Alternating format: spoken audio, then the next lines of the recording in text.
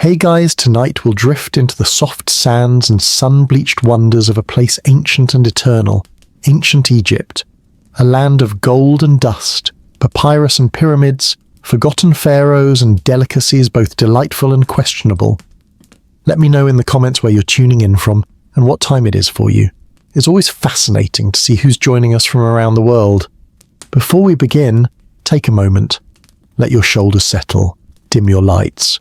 Maybe tuck a pillow just behind your back. Let your body know this time is yours. It's your quiet desert beneath the stars. If this calm journey helps you unwind, maybe tap like or subscribe to join me again, only if it feels right, of course. Let's begin our story.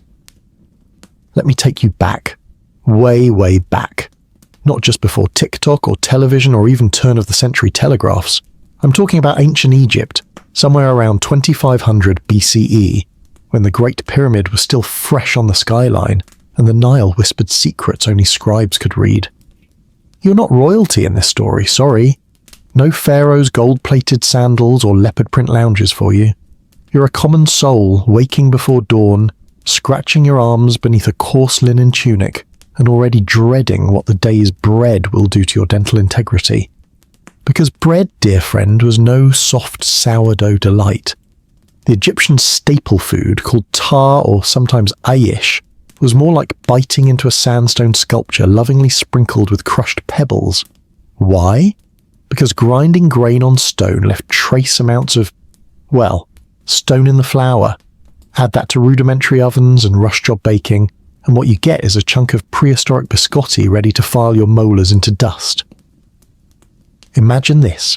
You sit at the low mud brick table in your humble home. Outside, the Nile's breeze lifts the scent of reeds and silt. Inside, your breakfast awaits.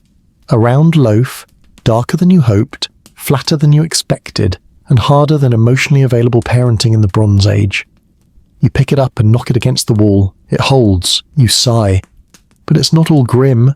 There's a kind of comfort to it. The fire is still warm from the night before. Your neighbour's donkey is braying like someone sat on a bagpipe.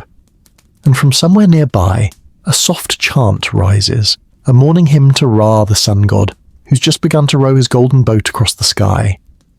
You dunk your bread into some leftover beer. Yes, beer for breakfast, not the hoppy kind. Egyptian beer was thick, porridge-like and sludgy, with bits of grain still floating in the mix. Think of it as the ancient world's smoothie. Calories first, pleasure second. You chew, grit grinds against your back teeth. Is this what they meant by daily grind? But bread was everything, used as currency, as temple offerings, as snacks tucked into tombs for the afterlife. Tomb excavations have turned up loaves preserved so well they look edible, though you probably wouldn't want to test that theory. Not unless you enjoy 4000-year-old gluten. And here's a sweet twist. While everyday bread was rough and ready, feast bread was a different story. Flavoured with honey, dates, and sometimes sprinkled with poppy or sesame seeds, it bordered on divine. But those weren't everyday loaves. No, those were festival rarities, reserved for the rich, the dead, or the very lucky. If you lived in ancient Thebes and had a good week, say your fish traps were full or you avoided temple tax collectors, maybe you'd get a treat. A date-filled pastry shaped like a cow's ear or a little triangle, proto-Pop-Tart if you will. One bite and the dry, dusty taste of daily bread would fade, if only for a moment. So here you are, sitting, chewing. Maybe your jaw aches, but the sun's climbing gently up the reeds, and there's something cozy about it all. Have you ever had toast so crunchy it echoes in your head? Imagine that, but under a painted sky with ibis birds circling overhead and children running barefoot in the sand. It wasn't easy, but it was honest. And as we leave that warm tavern of memory behind, tuck your blanket a little tighter, friend. We'll soon wander to a cooler place, where ancient cravings met curious flavours, and sleep is just around the next Nile bend. Let your mind float now, further down the Nile, where the reeds hum like lullabies and warm gusts of wind tousle your hair like an old friend. The sun is still young in the sky, soft and golden, not yet the hammer it will become by midday. You're walking slowly along a dirt path beside the water, the kind that feels familiar under bare feet. Cool in the morning, warm by noon. Dust clings to your ankles, but it's not unpleasant. Just grounding, you're on your way to the market. Not a marketplace like today, no neat rows or air conditioning, and certainly no plastic wrappers. This market bustles with linen bundles, reed baskets, and voices in rhythmic negotiation. Somewhere, someone's goat escapes again. You hear the scuffle and laughter, but you're not here for barley or linens. No, you're hunting for something crunchy. Now hear me out. In our modern world, if someone handed you a warm handful of toasted locusts, you might recoil, eyebrows somewhere near the ceiling. But in ancient Egypt, it was a treat. A protein-packed snack kissed with honey or fried in animal fat until they crackled like thin potato chips. The closest thing to ancient kettle corn with legs. Imagine the vendor, a woman with deep lines around her eyes and hands that have stirred clay pots since before you were born. Her stall is shaded by a reed awning that dances in the breeze. She hands you a small palm leaf packet, still warm from the coals beneath. You peel it open. The locusts are glistening, amber, caramel, and bronze. They smell of firewood and molasses, sweet and smoky. You pop one in your mouth, crunch. A burst of roasted flavour not unlike sunflower seeds or crackling chicken skin. The wings have curled inward like nature's potato chips. It's good, surprisingly good. Nearby, someone is preparing fermented fish paste, an Egyptian condiment called fisich. Strong enough to clear your sinuses, it's a staple of riverside diets. Salted, dried, and buried for weeks in ceramic jars until it ripens to just the right pungency. Little dab of that on your barley flatbread and, well, let's say you'll remember it. But that's the thing about food in this ancient world. It wasn't just sustenance. It was preservation, ritual, and reputation all rolled into one. The Nile gave life and flavour. From the murky waters came perch, catfish, tilapia, fish smoked over acacia wood, stuffed with leeks and coriander, or sun-dried on woven mats until they resembled leather scrolls of nutrition. Some say a properly dried tilapia, stored right, could last over a year. Think of it as a river jerky, durable, chewy, and possibly used as currency on slow days. Of course, if you were lucky, or mischievous, you might steal a fig or two from a neighbour's tree. Not the bloated supermarket kind. These were tiny and wild, purple-brown, sticky, bursting with tiny seeds that popped softly between your teeth. Each one a sun-sweetened secret. You find a quiet place to sit, a stone warmed by the day. The locusts are almost gone. A few wing bits cling to your lips.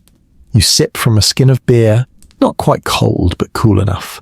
Frothy, tangy, thick with grain, more bread than beverage. The breeze sighs, a heron glides by, long legs trailing like silk ribbons. You think about the locusts, the figs, the fish paste, and you wonder, would you ever really get used to this life? The flavours are bold, the textures unfamiliar, but there's something grounding in their simplicity. Honest food for an honest day. And speaking of days, you still have chores. The market's crowd is thinning. Someone's calling for help moving clay amphorae. The sun now kisses the top of the thatched roofs. But not yet. Let yourself rest a little longer in the shade of this moment. And as we fold away this river memory, tucking it like linen into your dreaming mind, let your thoughts float gently toward the next place we'll visit, where sweets weren't just for pleasure, but a sacred offering. Imagine the air tonight, warm, soft as velvet, brushing past the papyrus reeds lining the canals just outside the village. Crickets murmur in the distance. You're lying back on a woven mat, tucked under a reed-thatched canopy, and the Nile is whispering not far off. Stars twinkle above like ancient jewels, silent, scattered, ageless. Now, let me tell you a tale of sugar before sugar, of sweetness before refined cane or cocoa. Because long before anyone dreamt of cupcakes or caramel fraps, the ancient Egyptians had their own way of indulging cravings. Not often, not every day, but when they did, it was sticky, sacred, and oh so satisfying. The year is roughly 1450 BCE, somewhere in the realm of Queen Hatshepsut, who ruled with wisdom and eyeliner sharper than any sword. Somewhere in Thebes, where temples rise like mountain spines, and the aroma of incense clings to everything. You've just left your labour post, hauling limestone for a mid-tier official's tomb.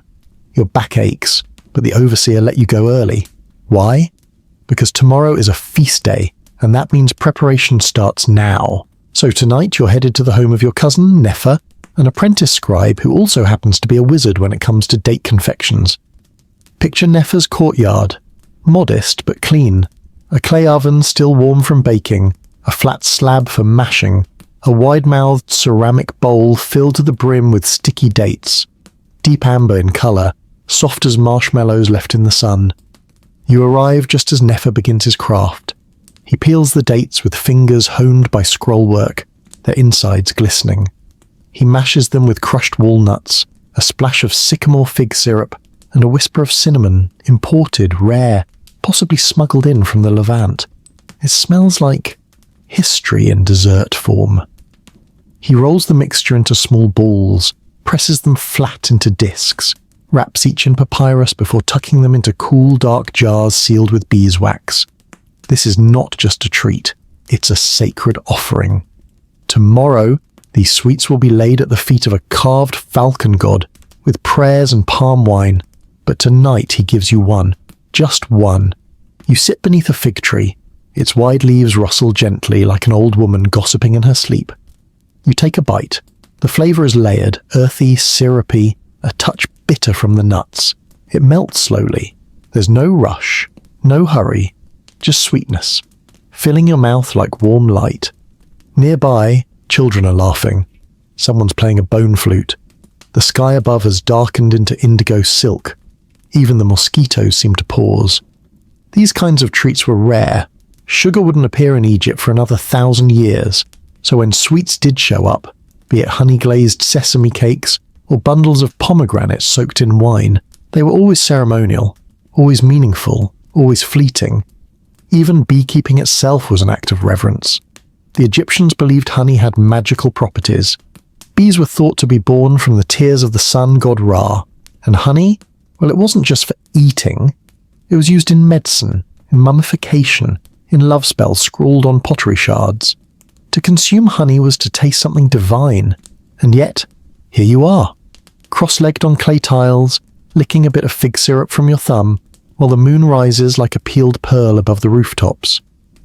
You hear Nefer murmur a prayer as he seals the final jar. May these offerings please the gods and keep the scorpions from our shoes.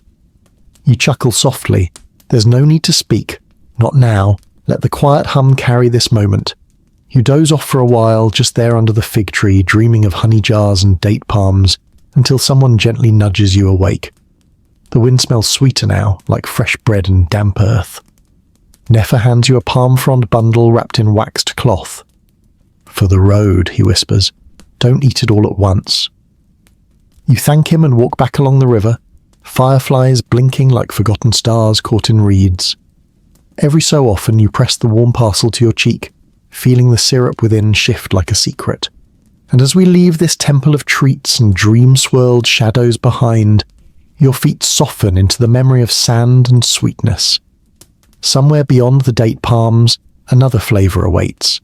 A stranger, saltier offering. Let your breath fall gently as we drift toward that taste.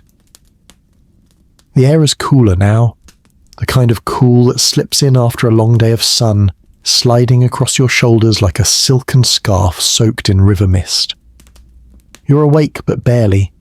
A dream still clings to your eyelashes. In the distance you hear a water wheel turning, creaking like an old man stretching at dawn. Tonight our journey takes us into the world of fish, but not the grilled fillets you might imagine sizzling on a pan. No, this is the fish that stays with you. Salted, smoked, sometimes buried, always unforgettable. Let me set the scene. You're near the delta now, where the Nile begins to tangle itself into a fan of canals and marshes. Life is different here, damper, louder with frogs and cranes and the soft churn of boats bumping against reeds. You've come to spend a night with a fisherman named Ptamose, a wiry man with sun-wrinkled hands and the calm of someone who's known the tides of both river and time. He welcomes you into his smokehouse, a low stone building that smells like fire, fish oil, and a hint of pine resin. Hanging from the rafters, swaying gently like sleeping bats, are rows of eels, long, dark, gleaming. Their skins are wrinkled from the drying, but they shimmer in places like old leather boots rubbed with oil. Tahmosis stokes the fire pit at the centre of the room. Smoke curls upward in lazy ribbons, brushing past the drying meat like silk scarves at a temple dance. You sit on a low stool, sip warm palm wine, and wait. He tells you in that slow Nile accent about Lake Moeris, a vast reservoir known for its bounty. They say, he whispers, the eels there once grew long enough to wrap twice around a priest's waist. Not that I've ever seen it, but the stories help the prices. You smile and nod. Storytelling is currency here, as much as fish or gold. Eventually, Tahmosis reaches into a clay jar sealed with linen. He unwraps a salt-cured perch, glistening with layers of crystallized preservation. It smells sharp, sour, and mineral-rich. Not spoiled, just aged, like a cheese too bold for the untrained nose. He slices a piece and lays it gently on a toasted barley wafer. He adds a thin sliver of pickled onion, a dab of coriander oil, and presses another wafer on top. You take a bite. It crumbles, then resists. The salt hits first, startling, almost electric. Then comes the smoky, oily fish. Deep, dark, earthy. It coats your mouth like river clay, but in a strangely comforting way, like licking your fingers after stoking a hearth. It is not delicious in the way we think of today, but it is real, honest, and it fills you in a way that nothing artificial ever could. And this is how the ancients preserved life. Salt and smoke were magic spells of survival. Without refrigeration, they wrapped their food in elements: air, ash, sun, and sand. What couldn't be eaten fresh was dried and salted and buried in pits lined with palm bark.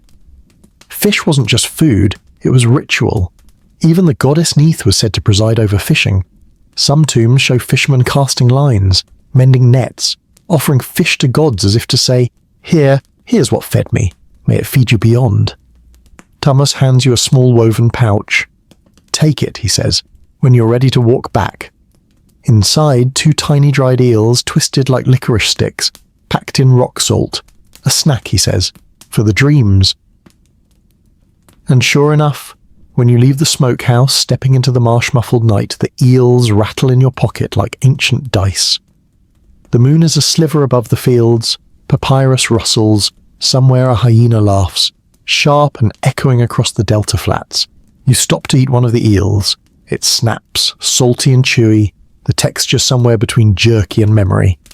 And as you walk along the water's edge, the Nile's reflections become a ribbon of fireflies, blinking, dancing, fading. You let the salt linger on your tongue. It tastes like time. Somewhere far away you hear the call to prayer from a distant shrine. But it's not urgent. Not now. And as we slip out of the smokehouse's grasp, leaving behind the firelight and salt-slicked air, we find ourselves drifting gently towards sweeter, stranger waters. Let the next flavour come to you like a slow tide. It's the hour just before dawn.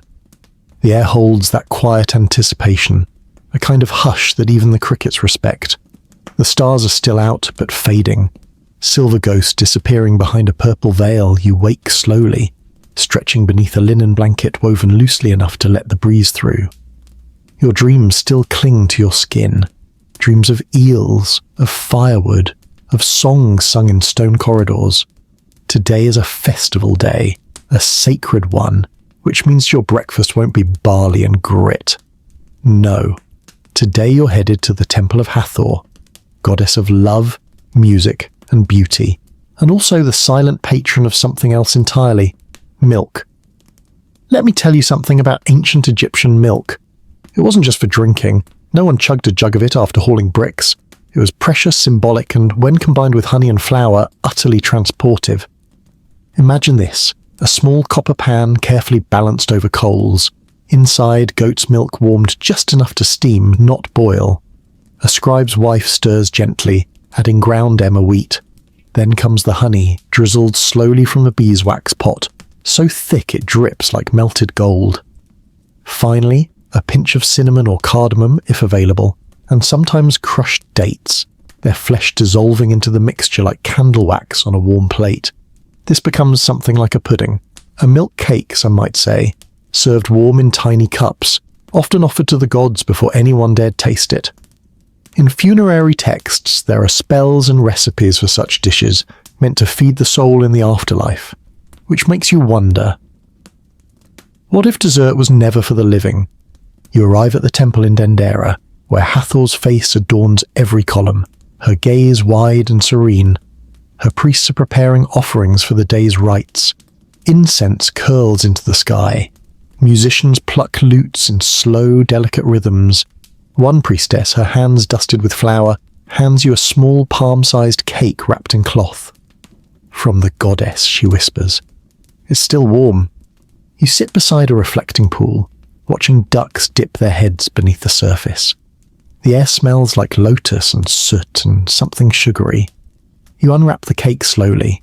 It's soft, almost trembling. The first bite is gentle, sweet but not aggressive. The honey is bright, the milk velvety, and the grains barely noticeable. You close your eyes. It's comfort itself, a lullaby made edible.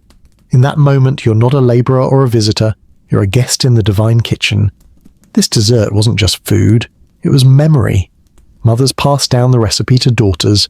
Temples preserved it in ink and prayer. And tomb walls even featured illustrations of milk offerings, usually poured from a tall ceramic jug into a bowl cradled by the dead. Because in Egypt, to feed the spirit was as important as feeding the body. You finish the cake slowly. There's no rush. It sticks to your fingers slightly, leaving behind a soft glaze of honey and ash. The ducks swim closer, sensing you've eaten something special. And then something curious happens. A child approaches, barefoot, robes dusty from temple errands. He offers you a fig. You accept. He giggles and runs away. The fig is plump, already splitting with ripeness. You tear it open. The insides are pink and soft, the seeds glistening. Together with the last licks of honey from your fingers, it feels like you're tasting a moment meant to be kept. A memory tucked deep inside the folds of linen and dream. And just when you think this morning couldn't get any more perfect, a bell chimes somewhere deep in the temple. It's time for offerings. The crowd moves slowly toward the sanctuary. But you don't follow. Not yet. You stay seated by the water, letting the coolness sink into your bones. You feel full, not just in body, but in spirit. Somewhere nearby, a priest chants. His voice is low, rhythmic, hypnotic. He names the gods, he blesses the milk, he thanks the bees. And as the sun finally breaks over the eastern hills, pouring gold into every crack of stone, you rise and walk away, lighter, sweeter, and humming softly to yourself. Let the taste linger. Let it melt slowly. And as we leave the temple's warmth behind, the dessert of the dead settling gently in our thoughts, we drift now towards stranger things still, flavors you might never expect. Flavors carried on spice caravans and whispered about by camel drivers under desert stars. Let's wander there together. It begins in silence, not the hush of the temple or the quiet of dusk on the river, but a deeper silence. Desert silence. The kind that settles in your bones, that makes even your heartbeat feel like an echo. You're standing just beyond the village of Abydos, where the land becomes more rock than reed. The Nile curves far to the east, and the only thing ahead is open sand. You've been summoned to a gathering, not a feast, not a market, something older. A night of preservation, ritual, and slow cooking. Tonight you're learning about meat in jars. Yes, you heard that right. The ancient Egyptians, clever as they were with stone and spirit, also perfected a way to cook and preserve meat that involved clay jars rendered fat and thyme. Sometimes called meat confit, though no Frenchman had yet picked up a ladle, this technique was as ingenious as it was delicious. But first, there is a journey. You walk with a small group across the sand. Each person carries something: goat meat, a clay vessel, spices wrapped in cloth. You carry a small bundle of garlic and dried fenugreek leaves. Their scent strong even through the linen. The desert wind picks up. It smells like flint and history. Finally, you arrive at a shallow pit already dug, lined with hot stones still glowing faintly from a fire long since burned down. A woman named Tia kneels beside it. She's older than most, with a voice like woven straw. She's been making this dish for decades, passed down from her grandmother, who served it in the palace kitchens of Amenhotep II. One by one, the clay jars are opened. Inside, chunks of goat meat rubbed with salt and coriander, already cured for a day. Tia adds the dried herbs, a glug of animal fat, rendered from oxtail the night before, and layers the meat inside. Then, she presses a flat round of beeswax-soaked linen over the jar's mouth, seals it with clay, and lowers it gently into the pit. It is buried, not deep, just enough to be surrounded by warmth. The sand here is not just hot, it holds heat, like memory, like regret. And then they wait. Hours pass, but no one is impatient. Someone starts a song, low and rhythmic, a chant about the sun god's journey through the underworld. The melody is simple, hypnotic. You lose yourself in it. Someone else pours warm beer. Children roast onions over small coals and toss the skins into the wind like petals. By the time the stars fully take the sky, the jars are ready. Tia lifts one carefully, brushes off the clay seal and pries it open. The scent. Oh gods, the scent. It hits you like a poem to the gut. Rich, savoury, deep. There's garlic, yes, but also something darker, like roasted marrow, like herbs crushed underfoot, like home after a very long time away. The meat glistens, suspended in its own fat. It's soft, falling apart at the touch of a reed spoon. You take a bite. It melts. It doesn't chew. It sighs against your tongue. The salt and spices are perfect. The fat has kept every note, every aroma trapped like incense inside a temple jar. You eat in silence. So does everyone else. This isn't a meal, it's a moment, a ritual. And in this moment, you understand something the scribes never wrote down. Food was more than offering. It was memory preservation. This meat, sealed in fat, could last weeks, even months, without spoiling. It was stored for soldiers, for long desert travels, for tombs. Indeed, in the tomb of Tutankhamun, archaeologists found preserved jars just like these, still sealed, still fragrant, still waiting.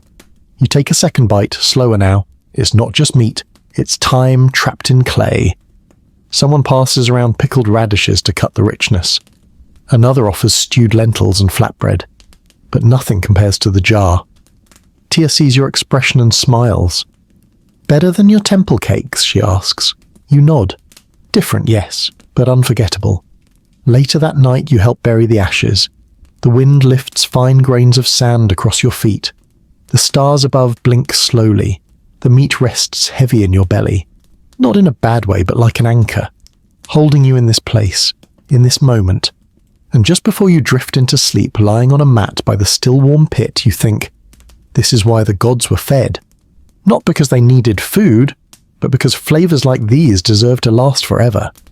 Let this taste stay with you, gentle dreamer. And as we leave the sandy smoke and low songs behind, may your next dream carry you towards an even older mystery, one hidden in golden cups and chased by echoes of laughter on festival nights. Let your eyes fall heavy like a sunset slipping behind sandstone temples. Breathe in through your nose, slowly, slowly, and out through parted lips, like a whisper returning to the desert. Tonight we drift into a tale of foam, fermentation, and one of ancient Egypt's strangest gifts, beer.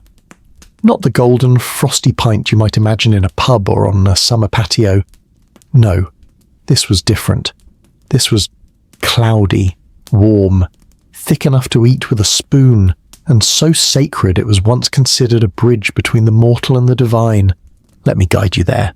The air smells of damp grain and wood smoke. You're in a small village courtyard near the outskirts of Saqqara, where dusty date palms sway in the slow breath of the evening. Chickens cluck lazily. A donkey snorts and shifts his hooves somewhere beyond the wall. Overhead, the last light of day filters down in shimmering bands through clouds the colour of old linen.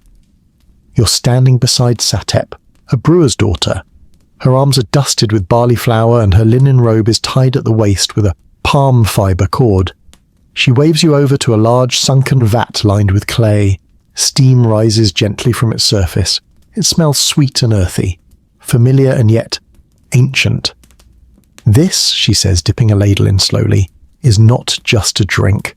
It is a blessing. It is life. She pours a small amount into a wide ceramic cup. You take it with both hands as she's taught you. No greed, no haste. You sip. The liquid is warm. Not hot, but close. It's thick, like porridge thinned with broth. The taste? Surprising.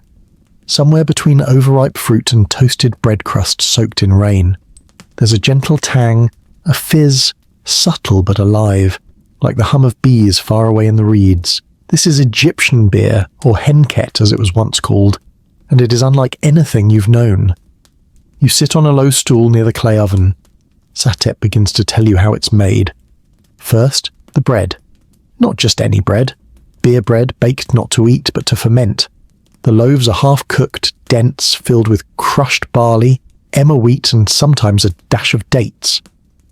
She crumbles them into large pots of water, then stirs for hours with a long wooden paddle until the mixture becomes cloudy and alive.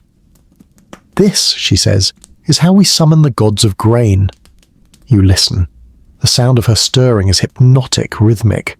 Swish, swish, pause. Swish, swish, pause.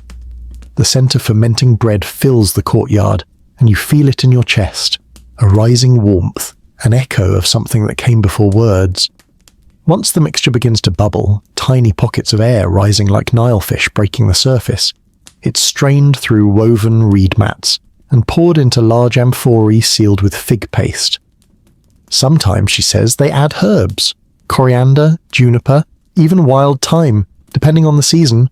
Sometimes even honey, if there's been a good harvest of bees, and they wait. The beer ferments quickly in the Egyptian sun. Within a day or two, it's ready to drink. But it's not just for pleasure. Oh no. Beer in Egypt was currency, wages, ration, medicine, offering, celebration, even mourning. Workers at the Great Pyramids were paid in beer. A labourer might receive 3 large jugs a day, light in the morning, hearty by midday, and strongest in the evening. Imagine finishing a day hauling limestone, wiping sweat from your brow, and sinking into a jug of liquid bread that fills your stomach and calms your spirit. That's what this was. A balm for the sunburnt soul. Even children drank beer. A gentler version, of course, mixed with more water, sometimes boiled with herbs. But it was safer than untreated river water, which carried sickness and sorrow. Satep hands you another cup. This one's cooler, richer. She's added date syrup and a hint of pomegranate skin. You sip slowly. The texture is creamy now and the flavours deepen, like chewing on toasted nuts dipped in molasses, with a strange, pleasing bitterness at the end. You close your eyes. Let it roll around your tongue. Behind your eyelids, you see flashes of workers hauling stones, pausing for gulps from clay jugs, laughing in the dust. You see priests pouring beer onto temple steps as offerings to Osiris. You see old men sitting under fig trees drinking and debating the best way to trap river eels. You see life, daily, divine, delicious. You open your eyes again. The stars have come out now, silver and slow-moving. A chorus of frogs has begun along the canal banks. Somewhere nearby, a reed flute plays a lullaby older than the pyramids themselves. Satep gathers the tools. She stores the beer jars in the shade and wipes her hands on her robe. She's humming softly, a song passed down from her mother and her mother's mother. You sit back, let the stone beneath you hold your weight, and you think, maybe it's not so strange. Drinking bread, sipping history, you dip your finger into the last of your cup and draw a spiral on your palm. A child's charm, a sleepy doodle. The beer dries stickily on your skin, and in this moment you understand, this isn't just a beverage. It's memory, it's magic. A connection between labour and laughter, between gods and grain, between dream and waking. And as you rise to leave the courtyard, cup empty but heart full, Satep presses a fresh roll of beer bread into your hand. Tomorrow, she says with a wink, we make a stronger one. You smile. Walk slowly back through the village. The night is warm now, close. A soft hush wraps around you like linen. Even the sand feels gentle beneath your steps. And as you round the bend toward your quiet sleeping mat, the flavour of the beer lingers on your tongue. Faint, bready, sacred. let it stay, let it soothe. And now we'll drift once more, away from the grain and the hearth, into something more mysterious still. A feast not for the living, but for those who journeyed into the underworld and expected to dine like royalty. It begins in stillness. Thick, unmoving, timeless stillness. You're in a tomb, not a dark, cold place of fear, but a painted chamber glowing softly with the filtered light of an oil lamp. The air is dense with ancient dust, yes, but also with a strange sweetness. Lotus resin, dried figs, maybe even the faintest curl of frankincense caught between the cracks of the stone walls. Your sandals scuff gently as you move forward. No one speaks. Even the scribe beside you, normally so fond of commentary, keeps his voice low, awed by the presence of a meal that's waited here for more than 3,000 years. You've come to see a funeral feast, not the ritual, not the priestly chant, but the actual food, laid out in a stone niche beside the sarcophagus of Lady Nejamet, a priestess of Hathor who passed during the reign of Ramesses III. The offering table sits low, carved directly from limestone. Upon it, a shallow tray holds the remains of her final meal. And what a meal it was! Let me describe it to you, slowly, softly, like a painter touching brush to plaster. There are loaves of bread, round, dense, browned from clay ovens, with soft impressions still visible from the woven baskets in which they were proofed. The surface is flecked with poppy seeds, tiny and dark like forgotten stars. These loaves are dry now, of course, mummified by time, but the shape, the weight, it remains. Beside them, dried duck, entirely intact. The bird has been gutted, spiced, salted and laid flat. You can still see the outlines of the feathers on its skin. A few long slivers of dried meat curl at the edges, brittle as old parchment. There's fruit too, figs, raisins, even dates, dried and darkened, shriveled but unmistakably whole. Some have been sliced open and filled with honey and nuts, pressed closed again like little edible scrolls of sweetness, perhaps meant to amuse the gods on slow days in the field of reeds. There is beer too, of course, a sealed amphora still stoppered with clay and wax. We will not open it, but we know from others that within such jars are the sludgy remains of barley and emmer beer, once bright, once bubbling, now still as the afterlife itself. There is wine as well. 2 small jugs, one still sealed, one broken. The cracked one smells faintly of resin. Scientists have found coriander, juniper, and even pine pitch in ancient Egyptian wines. They were flavoured not just to taste good, but to endure, to last the journey from the world of sun to the world of stars. You kneel closer to inspect the final piece, a basket of what appears to be pastries, tiny, flaky objects, shaped like hearts or cow's ears, or maybe even lotus flowers. Their layers are delicate, many still intact, baked with honey, filled with dates, perhaps soaked in wine before being dried again. These, it is believed, were a favourite of Lady Nejamet in life. Her family ensured they would follow her into death. A sweet farewell, a final comfort. Can you imagine spending days preparing these dishes, knowing they would never be tasted, not by the living, but perhaps by the ka, the soul, which would return at night to sniff, to savour, to feast? This wasn't superstition. This was hope. This was hospitality offered to the next world, and it wasn't reserved only for the elite. Even modest tombs have shown signs of food offerings. Small clay trays with dried onions, tiny jars of fat, bundles of garlic and lentils, loaves as hard as stone but shaped with care.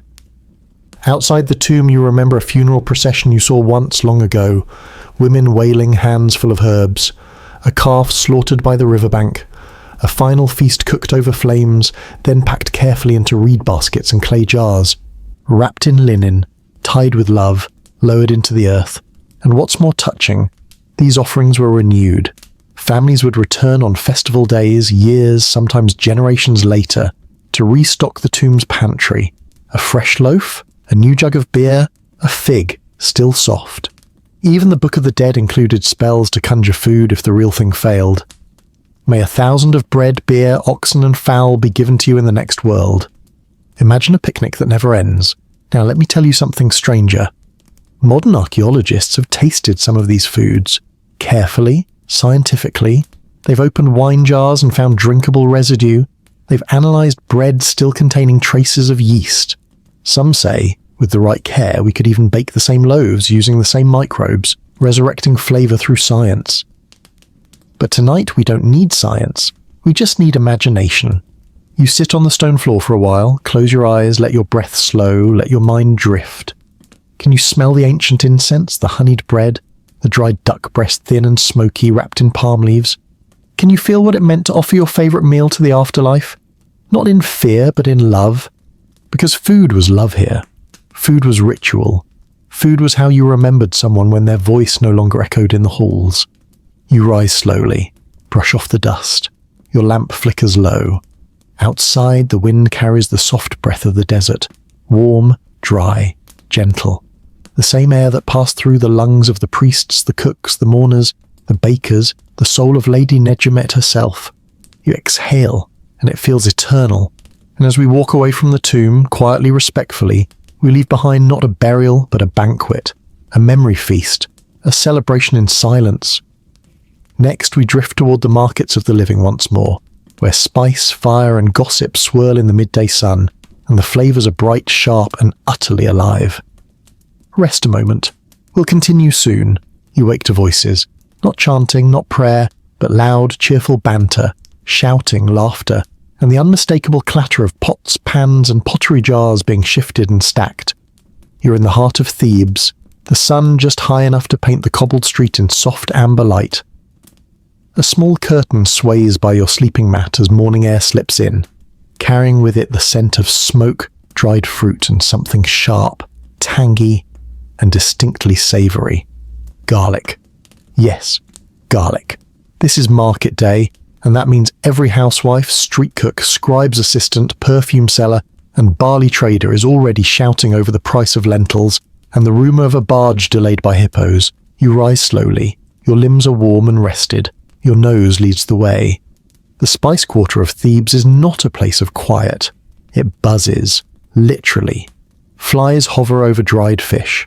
Bees dance around fig stands, cats slink under tables hoping for a dropped chickpea.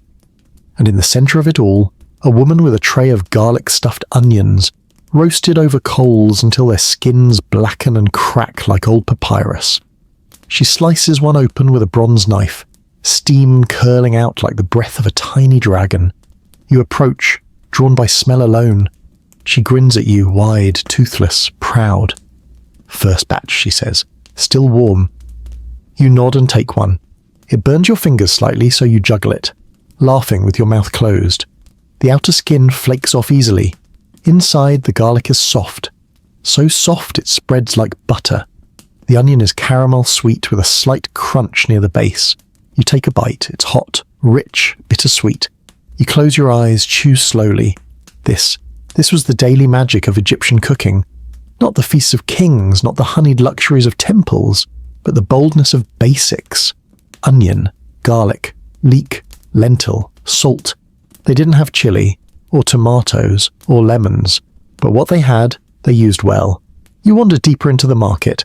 A man sells dried fenugreek leaves, crushed into a paste with oil and rolled into small, bitter balls, said to cure everything from bad dreams to marriage trouble.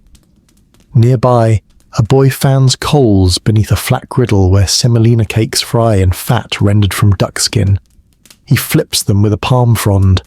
They hiss and bubble, browning at the edges like golden coins. He offers you one. You bite. It crumbles gently, soft inside, with an almost nutty sweetness. There's coriander in it, you think. Maybe fig paste too. A group of women argue over cumin seeds. One claims hers are from the Delta, stronger than the Nubian variety. Another swears by crushed dill root as the secret to her chickpea stew. You can't help but smile. This is what food was in Egypt for most people. Not extravagant, but vibrant. Bold, alive with story. And the stories? Oh, they pour like beer. That fish seller's daughter puts too much salt in her stew, one whispers. That priest? He was seen buying saffron last week. For who, I wonder? Sennefer's cousin has a recipe for lentil porridge that cures heartbreak. My sister swears it. You turn a corner and find a spice cellar with jars lined in neat rows. Caraway, coriander, mustard seed, dried mint, even myrrh resin, sticky and sweet-smelling. He lifts one jar and holds it to your nose. "Smell this," he says, eyes twinkling. "It's tangy, earthy, smoky." You raise an eyebrow. "Sumac," he explains. "Traded down the coast. Tastes like the sea if it was made of sun." You chuckle, not because it makes sense, but because it doesn't need to. These spices weren't just for food, they were for feeling, for memory, for healing. And just beyond his stall you spot something unusual.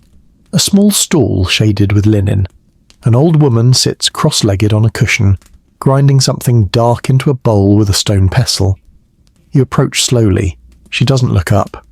You peer closer. The bowl contains black garlic, aged, fermented, soft and glistening like molasses. She mixes it with olive oil, wild thyme, and a pinch of ground sycamore bark. You ask what she's making. "A charm," she says, and you blink. "For dreams," she adds, "to eat just before sleep." You nod. She spoons a little onto a sliver of bread. You taste it, sweet, sour, earthy, like night in your mouth, like a secret you once knew and forgot. You buy a small jar, and with that your market journey ends. You wander home, basket full, heart full. The smell of garlic still clings to your fingers, warm and bold.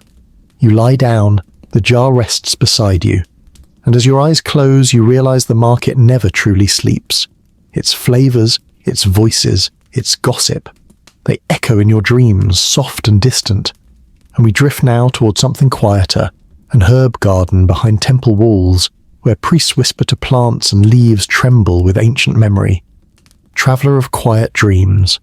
The sky is soft tonight, pale lavender stretching into gold, the kind of sky that hushes the birds and makes the palm trees whisper, a little lower, a little slower. You're walking along the edges of the city of Thebes, though the streets have already begun to fade into farms, and farms into shadow. The sun's last light clings to the tops of sycamores, and the cool fingers of evening brush gently over your cheeks. Your sandals pat softly on a dirt path. It's narrow, slightly worn from years of temple feet and donkey carts. You've passed fields of barley now, and even the irrigation canals have gone still. The only sound is the soft shuffle of your robe as it brushes your ankles, and the faint song of a reed flute playing from somewhere distant, so faint you wonder if it's just the wind teasing your ears. Ahead lies the Moon Temple, a place of peace, a place outside the calendar of the noisy city, a place that listens more than it speaks. It's hidden behind tall limestone walls, pale and smooth like old bone. Not grand like Karnak or golden like the temples of Amun. This one is quiet, secret. Its gates are small and arched, framed by creeping vines. The symbol of Thoth, god of the moon and wisdom, is etched into the stone. The ibis, head tilted toward the stars. A young acolyte greets you. He wears a tunic of undyed linen and smells faintly of sesame oil and frankincense. He nods silently, leads you through the cool, echoing halls. No loud voices here, no incense clouds, just still air and soft footfalls. And then, the garden. It opens up like a dream. Enclosed by temple walls on all sides, the herb garden is perfectly square. Sunken beds are arranged with precise geometry, lines and crosses, curves and spirals. Each patch is bordered with thin strips of stone and trimmed with shells collected from Nile banks. At the centre, a raised pool, its surface still as glass, reflecting the early evening stars. You step forward, and the smell envelops you. Not overwhelming, just gentle. Layers of green, bitter, sweet, earthy. You catch notes of coriander, lemongrass, onion leaf, crushed mint, and something else. Faint but clean, like a breeze through a reed basket. It smells like healing, like knowledge. This garden is not for decoration. These herbs are not scattered with randomness or whimsy. Every sprig, every leaf has purpose. The temple priest arrives quietly. His name is Seru. He looks old, but not fragile. His skin is etched with sunlines, his beard trimmed short. He speaks softly, with the tone of a man who doesn't need to be loud to be listened to. These herbs, he says, are not ours. They belong to the gods. We are merely their keepers. He gestures to a long bed of soft blue-green stalks. Here, he says, is sweet fennel. It calms the stomach, yes. But we also place it at the foot of the statue of Thoth during festivals. He is a god of patience, and fennel is a patient plant. You walk with him slowly through the rows. He shows you coriander, used in both food and mummification, bitter lettuce for purifying the blood, dill boiled into broths for dreaming, chervil crushed into oil to anoint the sick. He kneels near a small cluster of wild hyssop, gently running his fingers along its leaves. This one, he says, is sacred to the moon. It keeps the body cool during fever, but more importantly, it keeps the heart open during grief.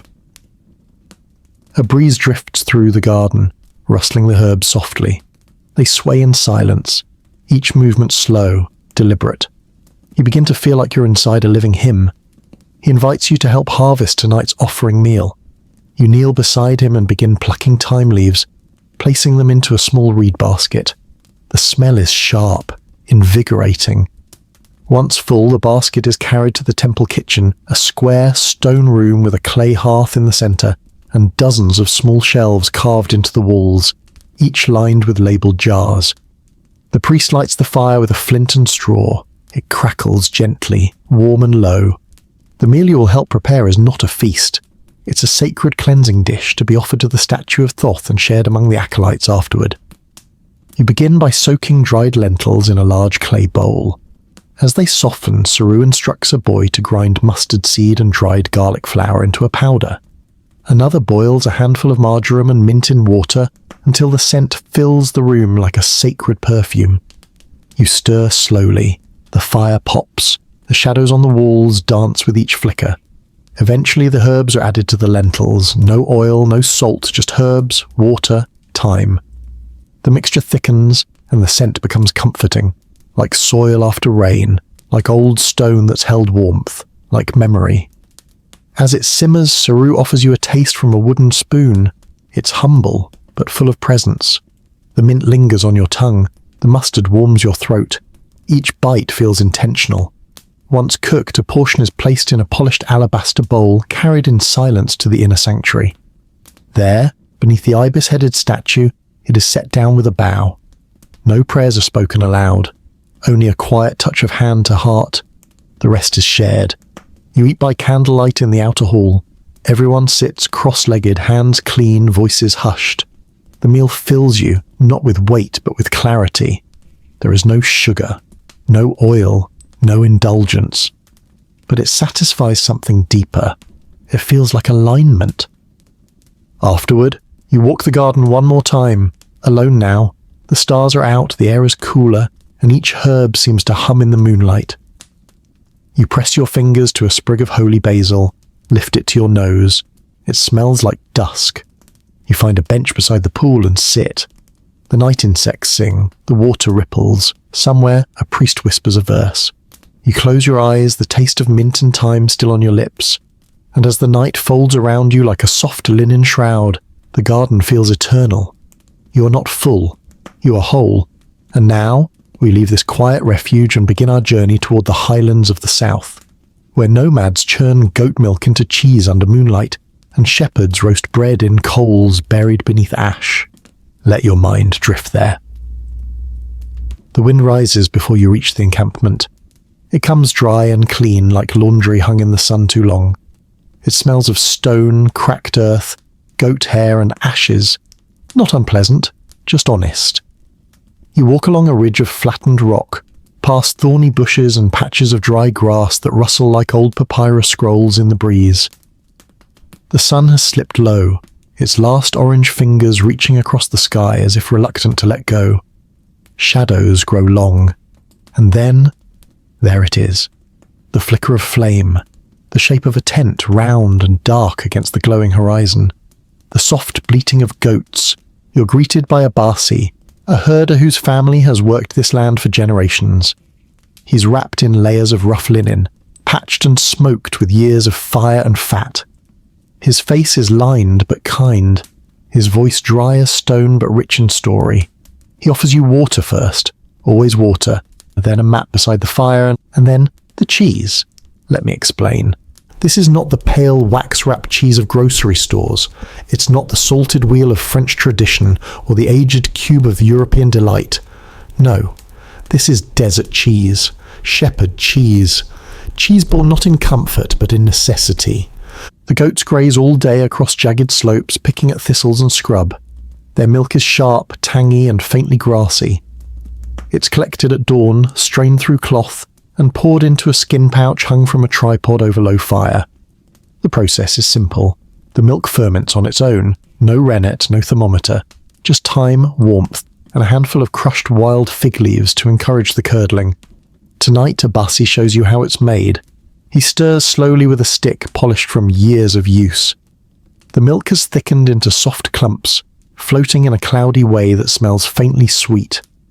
He removes the curds with his hands, wrinkled, steady, and places them into a round reed mould, then presses them gently beneath a flat stone. By morning, he says, it will be ready to roast. You nod, but he grins. You won't wait till morning. Because he has something else prepared, an older batch hardened from 2 days of sun-drying. This cheese, firm and slightly cracked, is buried in the coals, directly into the ashen ember beneath a layer of flat desert stones. No metal, no pans, just heat and patience, and while it cooks, you sit with him. The goats have gathered nearby, silent now, their thin shadows swaying in the firelight. A pot of tea simmers next to the hearth, bubbling faintly. He adds dried mint, a pinch of wild thyme, and something else. You're not sure what. It smells of smoke and honey. You sip slowly. The tea is hot and dusty with a lingering sweetness, and then he pulls the cheese from the coals. He cracks the outer layer with a stick. Inside, soft steaming curds, melty, browned on the edges, with a scent that's sharp, creamy and smoky all at once. He slices a piece with his knife, places it on a flat round of barley bread and hands it to you. You take a bite. The crust crunches, still coated in a bit of ash. The cheese melts immediately, spreading across your tongue like hot butter mixed with firewood and dreams. It's tangy, a little sour but smooth, familiar, homey, and deeply satisfying. Abassi watches you chew, then he nods, as if to say, yes, that's how it should be. He tells you stories while you eat, of his grandfather, who would churn cheese under moonlight, singing to the goats in a language only 3 people remembered, of his mother, who made a paste from dried cheese, pounded dates and old lentils, used as trail food on desert treks. They called it shepherd's gold, so dense with flavour that only a fingernail-sized bite was needed to last an hour. He shows you a small pouch of it. You try a pinch. It's intense, salty, sweet, nutty. It leaves your mouth dry, but your belly warm. Later, the fire dies down. You lie back on a thin mat, belly full, wrapped in a blanket that smells faintly of goat and tea. The stars above are endless, more than you've ever seen. They spread like crushed salt across black linen. Abassi hums softly, maybe a lullaby, maybe a memory, and the night folds around you. Somewhere in the silence, a small ember pops in the ashes, and the scent of roasted cheese lingers. In your dreams, you're back at the fire, chewing slowly, watching the stars drift closer. And now, as we rise from the pasture and return toward the river, we'll seek the sweet again. A dessert too sticky for the living, yet favoured by tomb robbers and children alike. Let your breath stay slow. The taste of smoke and milk will guide us onward. The morning light in Memphis is honey-coloured. It spills over rooftops and clay courtyards, warming the limestone streets and curling into alleyways where old women sweep with reed brooms and cats watch from crumbling windowsills. The city is slow to wake today. Heat hangs already in the air like a lazy whisper. You've risen early. There's a task before you. You're following the scent of molasses, thick, black, treacly molasses made from boiled dates so ripe they burst in their own skins. It winds through the narrow streets, past fig sellers and clay workers, and leads you to the sugarman's corner. Not a man of high repute, but a man of legendary recipes. His name is Zaned, and he is a candy maker, a keeper of secrets, and, if the rumours are true, a former tomb thief who once stole a jar of honey so pure it never crystallized, not once in 50 years. His shop is no more than a stall, sheltered by palm fronds, walled with baskets, jars, and linen sacks. The smell is divine. Sugar and ash, cinnamon and something burnt but beautiful, like the edge of a roasted marshmallow, if marshmallows existed. Zained grins as you approach. "You've come for the black gold," he says, pulling a heavy jar from beneath a table. "Boiled for 12 hours, strained through palm fibre, 1,000 dates in one jug." You nod. He pulls a flat slab of baked barley bread, thin as parchment, and spoons the black syrup across it. He sprinkles crushed sesame, fennel, and salted fig crumbs across the top. "Eat it before it melts," he warns. You do. The first bite is soft and hot. The molasses is still warm from the coals. It seeps into the bread like dye into linen. Sweet, but not simple. Deep, complex. Like caramel, if caramel had read philosophy and smoked incense. There's bitterness at the back of your throat. A tickle of spice. The fig lingers. The sesame crunches. You close your eyes, and in that moment, you understand why children gather outside his stall like bees to an open jar. Why scribes slip him coins with their heads lowered. Why even priests sworn to fasting are sometimes caught licking their fingers behind temple walls. This is no ordinary sweetness. This is ritual. This is alchemy. You ask him how it's made. He grins again, squinting one eye. "You really want to know?" He motions you behind the stall, past a curtain of linen into a shaded space where 4 young boys stir pots with wooden paddles. The air is thick, humid with date steam and fire smoke. Each pot simmers like a cauldron. Inside, dates, fig paste, pomegranate skin, crushed lotus root, and honeycomb. No sugar, no cane, not here. Only fruit and bees. The mixture bubbles, reduces, thickens. Every so often a boy scoops out a spoonful, lets it cool, and folds it into parchment paper made from papyrus. Once firm, it's rolled into small balls dipped in sesame and stored in wax cloth. These are travel sweets, Zan tells you, for traders crossing deserts, for temple servants enduring long fasts, for mothers in labour, for anyone whose body begs for energy, fast and divine. He hands you one. It's soft, slightly sticky. You bite it slowly. Inside, it's still warm. A rush of flavour hits you, fig, date, honey, even a touch of bitter lemon from dried citron rind. It glows inside you like a small lamp. You sit for a while on a low stool, eyes half closed. The candy is working its magic, not just through your belly, but your breath. You feel lighter. You feel awake. Zan speaks again, slower now. "There was a tomb I once entered long ago. The jars were still sealed, the bread was crumbled, but the honey, still liquid, still gold. Not a single bee inside, not a drop wasted." You ask what he did with it. He smiles. "Half I offered to the gods, half I ate with roasted almonds." You both laugh. Later, as the sun begins its climb toward the brutal heat of noon, he wraps a few sweets in palm leaves for you. "Don't share," he says, "unless you're in love." You walk away with the bundle in your hand, past the fishmongers, past the scribes, past the temples that shimmer in the midday haze. You sit under a shady awning near the canal and unwrap one last sweet. You bite. You close your eyes. The world softens, and somewhere a child laughs, a priest chants, a goat stumbles into a basket of lentils, and the candy melts slowly in your mouth. Like time. And now, with your sweet tooth satisfied and your spirit a little lighter, we turn toward the banks of the Nile, where clay ovens smoke, pigeons roast on skewers, and the scent of coriander fills the air. Let's go there next. The Nile breathes, not loudly, not in waves or wind, but with a pulse so steady it becomes part of the world's heartbeat. It rises and falls like the slow belly of the earth, never in a rush, never without rhythm. You're walking along its edge, just past the village of Purbastet, your sandals tucked in your satchel now. The mud feels cool beneath your feet. Papyrus brushes your calves.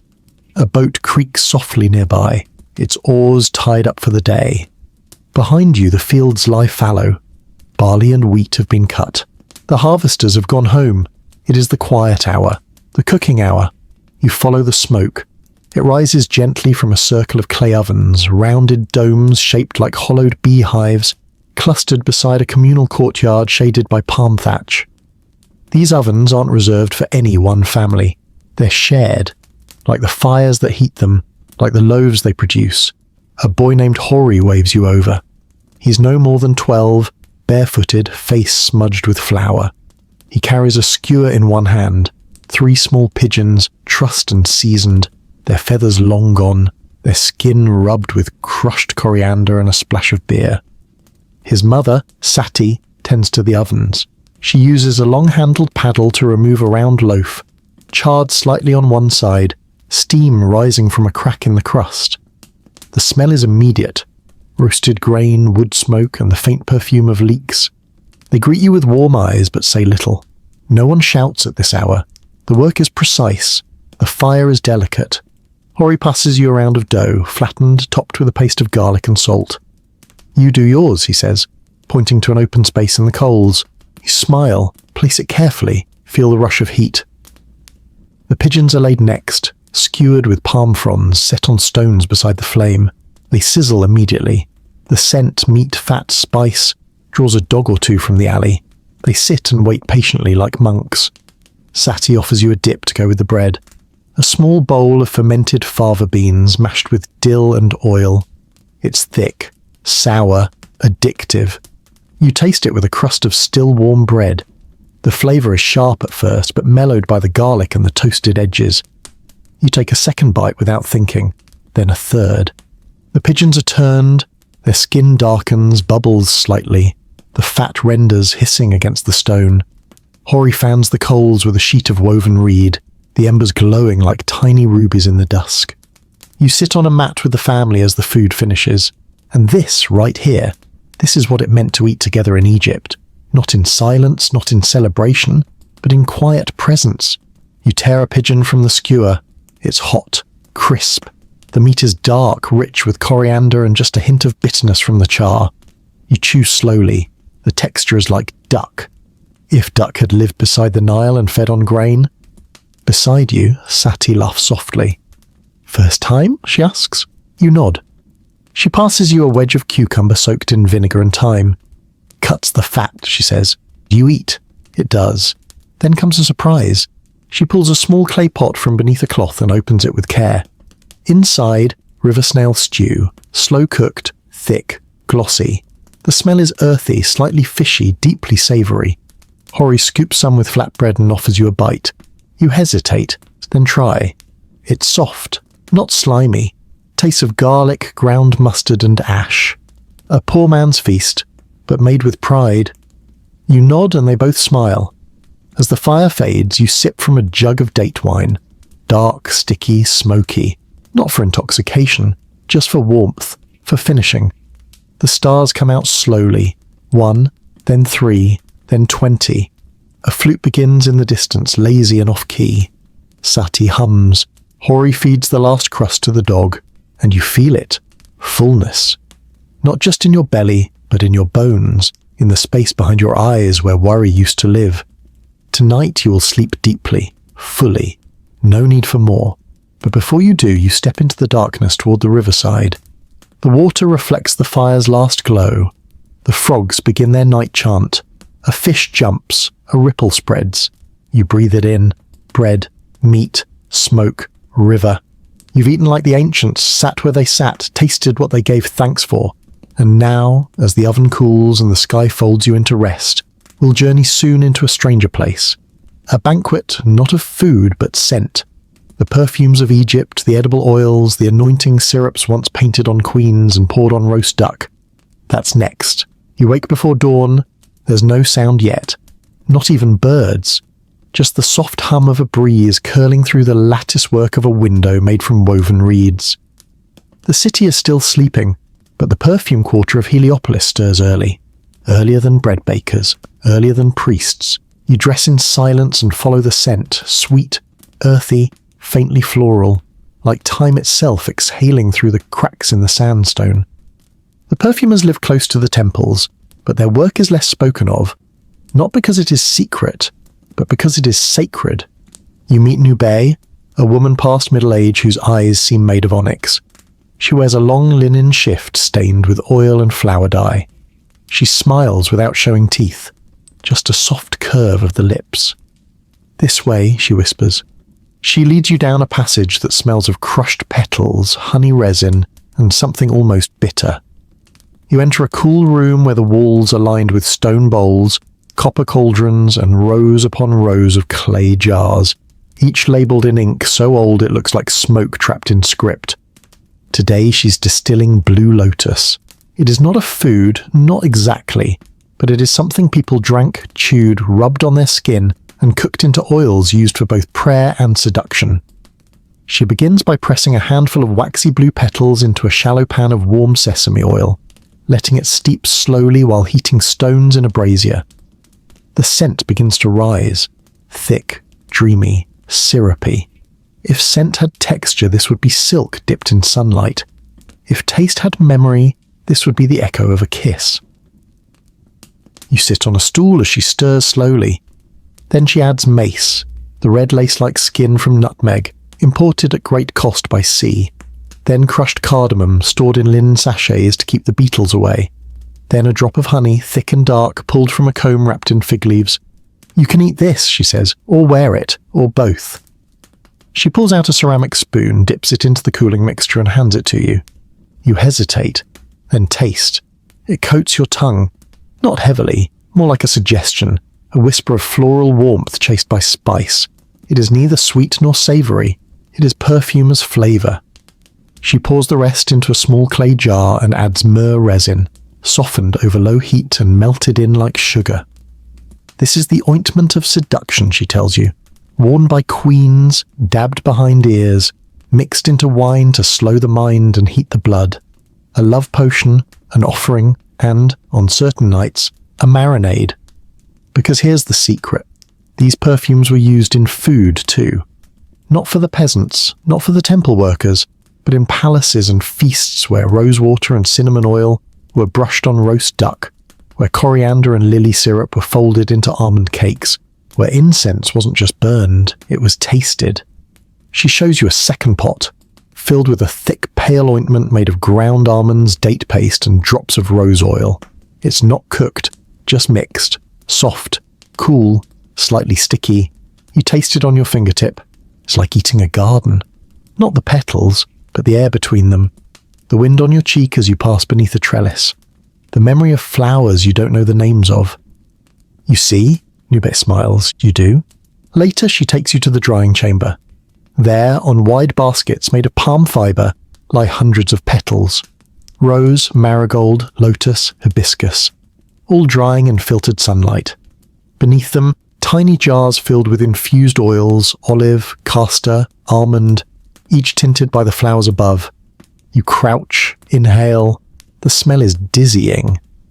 You want to eat them, she says, and you can. She gives you a dried petal rolled in crushed pistachio and date syrup.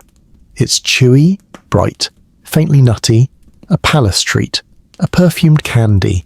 She tells you of festivals where guests were showered with petals, then served drinks steeped in the same, where doves carried oiled ribbons around their ankles, where the air was scented not with smoke, but with what people would eat later. Then she opens one final jar, inside cinnamon wine aged for months, dark, cloudy, infused with crushed clove, lotus petal, and a strange chalky root called shede, rumoured to grow only where Osiris had walked. You sip, and it wraps around your throat like velvet. A gentle burn, a floral sigh, a rooty grounding that pulls your thoughts into stillness. This was how they flavoured memory. Not just with salt and grain, but with the things the sky would remember, the things the moon would crave.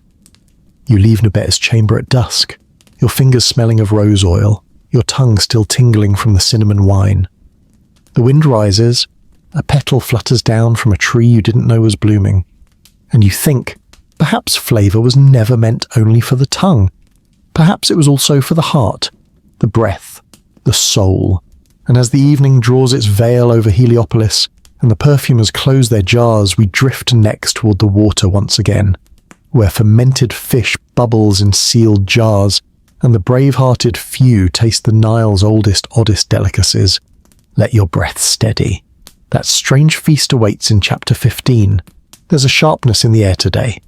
Not foul, but strong, like the sting of vinegar on a cut or onions chopped beside an open window. The smell drifts down from a series of clay jars tucked beneath an awning, in the far end of a river village, just beyond the date palms, past the grain storehouses, near the stone wall where fishers gut their catch. You follow the trail, not out of hunger necessarily, but curiosity, a kind of fascination that lives where hesitation meets memory. The scent, ripe and alive, clings to the breeze like a challenge. This is the corner of fermentation, and you are about to meet a delicacy that is both feared and adored in equal measure. Fiesich, salt-cured, sun-fermented fish. But before we unwrap the jar, we need to go back, before the catch, before the gutting, before the salt. Let me walk you through it. The Nile teems with fish, perch, catfish, bulti, a predecessor to tilapia, and long slick eel. Some are grilled fresh, their skins crisped with coriander and onion. But not all fish are eaten quickly. Not all meals are immediate. Some are meant to wait, to change, to ferment. The method is simple, ancient, and not for the faint-hearted. First, the fish is scaled and gutted. Not fully, just enough to avoid rot. Then it's layered with coarse desert salt, packed tight into sealed clay jars lined with papyrus. Sometimes it's stitched closed with palm frond twine, forming what looks more like a leather pouch than a meal. Then, time. The jars are buried beneath stone, kept away from direct sun, but warm. Not too wet, not too dry. After several weeks, sometimes even months, they're unsealed. And what emerges? Not something fresh, not something delicate, but something powerful. You've arrived just as the villagers begin to open a fresh jar. It hisses softly, trapped gases releasing like a sigh. The smell hits first. Sour, earthy, pungent, laced with salt and something deeply fishy, like seaweed wrapped in firewood and left in the sun. A few children laugh and plug their noses. One old man grins wide and says, "Smells like home." The woman handling the jar is named Nefret. Her hands are steady, practiced. She lifts the fish carefully, its skin now leathery, darkened, glistening with oil. She slices a small fillet and lays it atop a piece of flatbread rubbed with crushed coriander and lemon peel. You're handed one. You hesitate, then bite, and it is like biting into a storm. The salt is immediate. Your tongue reacts with a rush of alarm. Then the sourness sets in. Fermentation that bites back. But beneath that, something complex, smoky, slightly sweet. The coriander calms it, the bread softens it, and strangely your body doesn't resist. Your mouth adjusts. Another bite, slower. You start to taste the layers. This isn't just decay, it's transformation. Fish made rich by time, salt and sun in a strange harmony. You chew thoughtfully, and Nefret smiles. Not so bad, She offers you a side dish. Pickled lotus root, sliced thin, soaked in vinegar and date syrup. Crunchy, bright, acidic. A perfect counterbalance to the fish. Then fermented beans appear, mashed with dried radish and garlic. Then a small bowl of fava stew, aged until it nearly hums. None of this is fresh, but all of it is alive. The meal grows as neighbours join. A few bring jars of their own, different styles, different ages. One man claims his fish has been buried for a year. He opens the jar with ceremony. The fish is darker, firmer, stronger smelling. You try it. It's intense, chewy, tastes like smoke and sea, like brine and burial. And yet, it satisfies. You begin to understand why this food endures. It's not about luxury, it's about power. A single piece can nourish you for hours. The salt alone draws moisture back into your body after a day in the field. You feel it settle in your chest like a stone. Warm, dense, sure. Someone pours palm wine, you sip. It cuts the salt-like wind through smoke. Later, as the sun begins to slide down the edge of the world, you help bury a fresh jar of fish. Nefret shows you how to layer the salt, how to press the fish tight, how to seal the mouth with beeswax and linen. The act is slow, respectful. You'll eat this in winter, she says, or at a funeral, or when nothing else will do. She pats the jar like a sleeping dog. Back at the fire, a boy roasts thin slices of fish over flame, crisps them into chips. You try one. The fermentation fades. It's rich, almost meaty, like jerky dipped in seawater. You lean back on a mat, watch the last of the jars sealed and stacked.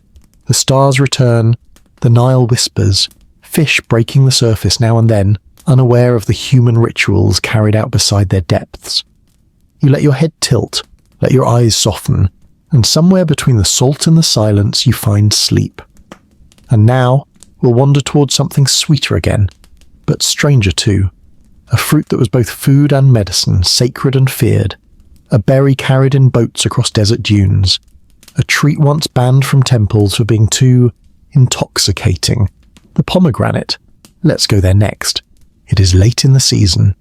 The Nile has withdrawn, its banks no longer churn with silt and rising floodwater. The earth has hardened beneath your feet, and the winds that once carried the scent of barley now whisper of sand. Even the palm trees seem quieter, their fronds curling in on themselves like fingers resting after labour. You're in Avaris now, the old delta city where the merchants bring strange fruits from the Levant, and the priests argue quietly about what the gods should or should not eat. You walk with a basket looped through your arm, the sun pressing low in the sky behind you. Clay buildings cast long shadows across the path. Someone is boiling onions, a dog trots past, tail low. You hear a copper bell ring 3 times, a shop closing or a prayer beginning. You're looking for a fruit seller, one in particular. Her name is Kemsit, and her pomegranates are known across the district not just for their taste, but for their reputation. Because this is no ordinary fruit. This is the fruit that stains altars, that fills jars left in tombs, that children are told not to eat before prayer. Kemsit sits beneath a red cloth canopy surrounded by baskets. Apples, sure. Figs, of course. But also these, deep red pomegranates, their skin rough and split in places. Some have already opened of their own accord, bursting along the seam, revealing the hundreds of jeweled seeds inside, each one slick, glistening tight like the belly of a frog. You reach for one. She stops you with a look. You must hold it with both hands, she says. It's not for rushing. You lift it. It's heavier than you expected. Dense, cold despite the heat. She takes a knife, bronze stained pink, and begins to cut. Not straight through. That would ruin it. She scores the skin lightly, then pulls with her fingers. The fruit opens along its natural fault lines, revealing chambers. Inside, layer after layer of tight-packed seeds, separated by white membrane like the walls of a temple. You taste one. It pops, loudly, like biting into a tiny water skin. Then comes the flavour. Sharp, sweet, tart enough to make your jaw tighten, but refreshing, deep. It spreads slowly, even after you swallow, leaving behind a whisper of iron, of sunlight, of something almost holy. Kemsit watches you chew. Do you know why the priests dislike it? She asks. You shake your head. Because it excites the blood, she says, makes the heart too warm for silence. She peels another segment and eats it herself. The story of the pomegranate in Egypt is old, older than papyrus scrolls. It came from across the sea, brought by travellers, warlords, and spice caravans. The first ones planted near the city of Buto, where the goddess Wadjet was said to have dipped her tongue in a bowl of pomegranate juice before battle. The fruit became sacred to Hathor, goddess of love, music, beauty. It was used in love spells, in funerals, in marriage feasts, and sometimes it was banned. There are records of temples forbidding it from the altars, saying it stirred the mind, tempted the body, clouded the spirit. Some said its seeds were too red, that they looked like drops of blood trapped in glass. And yet, it always returned. Kemsit gives you a drink. Pomegranate juice, spiced with crushed mint and cinnamon bark. It's cold. The chill surprises you. The flavour is even stronger in liquid form. It grips your throat gently, then washes down like sunlight falling behind clouds. She offers you another treat, seed cake. Pomegranate mixed with dates, sesame and fig paste, pressed into small hexagonal moulds, then baked slowly until they hold their shape. The texture is dense, chewy, faintly crunchy. Every bite bursts with surprise, some sweet, some sour. You sit with her a while, she peels more fruit. You eat in silence. Around you the market winds down. A child sleeps beside a stack of onions. Someone is singing far off. A donkey brays once, then goes quiet again. The sun dips lower, the sky turns peach, then plum, then ash. Kemsit lights a lamp. You help her close the baskets. Before you leave, she presses one pomegranate into your hands. "Keep it whole," she says. "Don't eat it until you're ready." You nod. Tuck it carefully into your satchel. You walk home slowly, the weight of the fruit a gentle pull against your hip. The seeds feel like they're moving inside, like a heart wrapped in skin. That night you place it on your windowsill and the moon rises. You don't eat it, not yet, because now you understand that this fruit is more than food. It's memory, desire, prayer. And tomorrow when the sun returns, we'll wake to something gentler. A breakfast of lentils and dates, slow cooked over embers, eaten with fingers, washed down with barley milk. A soft return to the ordinary. Let's dream our way there next. The world is still grey when your eyes open. There are no roosters yet, no footsteps outside, no carts rattling along dusty roads. But something deeper, softer has already stirred. The scent of warm steam rising from a clay pot. The murmur of fire coaxed gently back to life. The slow hum of the Nile turning in its sleep. You stretch, still wrapped in your thin woven blanket, your fingers brushing the edge of the mat where the first breeze of morning creeps in. It carries with it the smell of cumin, barley smoke, and something else. Something soft and earthy. Lentils. You sit up slowly, rubbing the night from your eyes. The walls around you are the colour of sand, dimpled with hand-pressed palm lines from the day they were built. The ceiling is reed and thatch, the kind that sifts light like flour through a baker's screen. Somewhere nearby, an old woman sings a single line of song and lets it vanish. You follow the smell through the low doorframe into the courtyard kitchen where a clay stove glows warm against the pale belly of dawn. Tadya, your host, is already awake. Always is. She doesn't say good morning. She doesn't need to. Her hands move steadily, lifting the lid from a round clay pot balanced above coals. Inside, a golden lentil stew breathes softly, barely bubbling, as though it knows not to be loud this early. The surface is smooth, like the back of a sleeping animal. She stirs with a stick that has been used so many times the handle has smoothed into a perfect crescent. You sit quietly across from her, cross-legged on a flat stone still cold from the night. You don't speak. There is nothing to say. The smell is already a conversation. The ingredients are simple. Red lentils soaked overnight, a few slices of dried onion, a crushed clove of garlic, 2 pinches of ground cumin, a dusting of ground fenugreek seed, and, just before serving, a handful of chopped dates, soft and dark and barely holding their shape. She adds them now with slow fingers, as if not to wake the pot. When they hit the surface, they vanish without a splash, melting instantly into the lentils. She nods, half to herself, and reaches for the bread. It's not fresh. It doesn't need to be. Thin discs of barley flatbread from yesterday's fire sit folded in a linen cloth.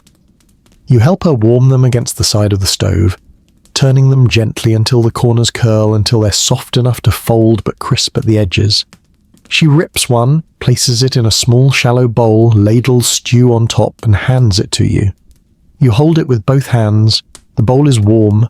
The smell, earthy, sweet, faintly bitter with the cumin, is grounding. You take a bite. The bread soaks up the lentils like paper drinking ink. There's no resistance. The flavour is deep and quiet. Not exciting, not complex, but comforting. The lentils melt without effort. The garlic sits just at the edges of your tongue. The date, faintly sweet, doesn't dominate. It hums beneath the other notes like a background drum beat. Tadya eats beside you, slower than you, more practiced. She dips the edge of her bread, folds it in on itself like a letter, and brings it to her lips without a sound. This is food for eating, not for showing off. This is food for people who've worked fields, mended baskets, stood barefoot in flood water. You eat in silence for several minutes. The sky turns from pale to gold. The shadows shift against the far wall. Someone coughs 2 houses over. A goat bleats softly in the distance. A lid clangs shut. When the bowls are scraped clean, she pours you barley milk. It's not cold, but it's soothing. The colour of pale sand, faintly sweet, with a taste like thin porridge and water that's been sitting in a pot with crushed grain. You sip it slowly, It washes away the cumin, balances the date. She drinks too, then wipes her hands on her skirt and starts cleaning. You help her without being asked. It's understood. You scrape the last bits of lentils into a small jar to give the neighbour who never comes to breakfast anymore. You roll the leftover bread back into the cloth. You rinse the bowls with water scooped from a sealed jar kept in the shade. When the sun fully crests the wall, she opens the top of the reed shutter and lets in the day. Dust hangs in the air like gold thread. A bird lands briefly on the windowsill and then vanishes again. The fire dies down on its own. The pot is placed back into its shelf, covered. It'll be reheated later, maybe with leeks, maybe with herbs if there's time. You step back into the sleeping room, now filled with golden light. You lie back on the mat, full but not heavy. The taste of lentils still lingers. The dates hum behind your teeth. Your belly is warm, your throat soothed. You close your eyes. The house sighs around you. This is breakfast in Egypt, not the kind served to pharaohs or scribes, but the kind that lasts in your body all day. The kind that teaches you slowness, that lets you breathe between bites. The kind that says you woke and you ate and the world did not ask for more than that. As you drift towards sleep again, you wonder how many other mouths this lentil recipe has fed. How many grandmothers crushed garlic like this? How many morning fires burned low beneath the same songs? You think about the silence it left in you, a good silence, a full one, the kind that doesn't need to be filled. You sleep again, and next, when you wake, it will be to the sound of drums, of hooves, of caravan bells, because you will be travelling into the desert, into the edge of things, where food is rationed, where flavours are preserved in salt and vinegar and hope, where dried dates and goat cheese must last for weeks, where wine is sour and lemonless, and bread becomes hard as stone but still shared, still sacred. The wind begins before the sun. It slips through the palms like a whisper, curling its fingers through loose robes, ruffling the frayed corners of satchels, and tugging gently at the scarves tied across mouths and brows. You feel it before you see anything, the way the air moves differently when it has distance to cover. You're standing just outside the city walls, at the edge of the caravan yard. Your pack is light but tight across your shoulders. Inside, dried lentil cakes, cheese wrapped in fig leaves, pickled onions in a sealed jar, and a small flask of water mixed with sour wine. Vinegar slick, but safer than what most rivers will offer. Around you, camels grunt lowly, donkeys stamp. A boy feeds cracked barley to a mule from a cupped palm. Traders speak in low tones, already calculating how far the first day's leg will take them. Beyond, the desert waits, flat, dry, stretching out like an old linen cloth left out too long in the sun.